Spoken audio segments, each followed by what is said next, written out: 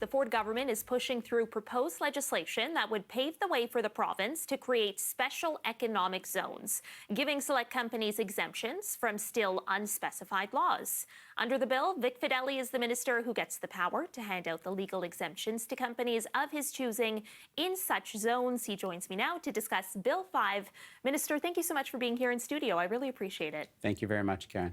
So under the legislation, there are no limits on where these special economic zones could be located. What criteria will you use in determining what locations or companies or projects could get the special status? Well, the whole impetus of it, of course, is that we're in a war with the United States right now. It's an economic war, and it's a harsh word to use, but we're at war with Donald Trump.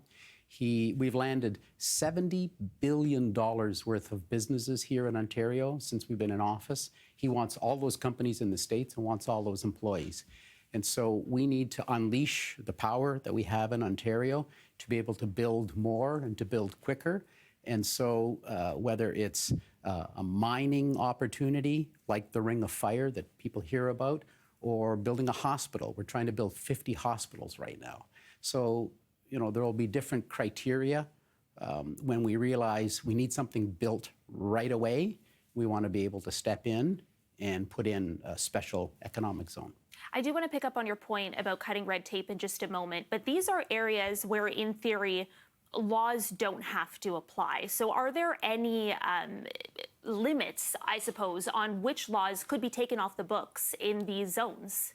Well, you can't build your way to success by lowering your standards. So we will always want to have the highest of standards.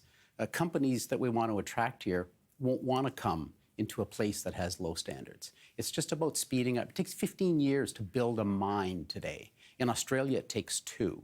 So we want to be like that. We've lost just recently a $500 billion mine, $500 million investment to Australia. These are the kinds of things that can happen. So, it's not about lowering standards. It's about lowering the time to get there. Okay, but you could, in theory, have a situation where a company doesn't have to follow labor laws, doesn't have to comply with environmental regulations. What checks and balances, then, if any, will there be in place to ensure that the government can't just unilaterally remove legal safeguards, that protect vulnerable communities or Indigenous communities? Well, first of all, we would never be able to lower labor laws. We have standards in Canada and laws. This doesn't give you the power to change laws. It gives you the power to declare an area a special economic zone so that you can get into the ground quicker. You can't change your environmental laws. You can't change your labor laws. We still have federal regulations to follow. And we want, again, the companies that we want to attract here, they're going to want a sustainable location. They're going to want clean, green energy, all the right things. They've got shareholders to answer to as well who have important environmental and social and governance standards. So this just wants to get us there a lot faster. Can you be specific then on what kind of provincial or municipal laws or restrictions could be taken off the books in these areas? Well, none will be taken off the books. They'll be sped up. We spend so much time doing the same thing twice.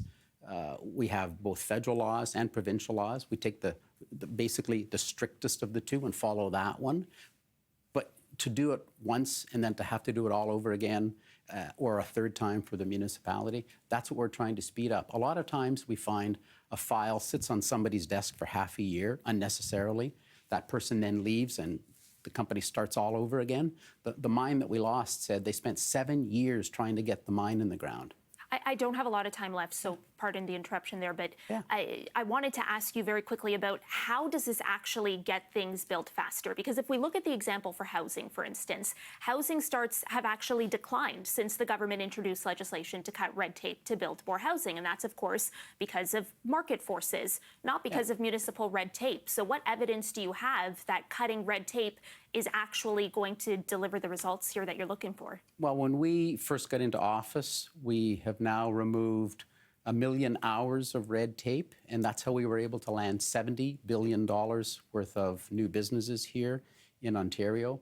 Last year and the year before, 184 companies from 184 from around the world landed here in Ontario, invested $30 billion, and hired more than 18,000 people. So cutting the red tape, reducing the burden on these companies has worked so far, but it's all under threat with the US tariffs. We need to make sure that we can speed up the development, and that's exactly what this Bill 5 will do. Okay, unfortunately, I have to leave it there. I'm out of time. Minister Vic Fedeli, I appreciate your time this morning. Thank you, Caryn. Thank you very much.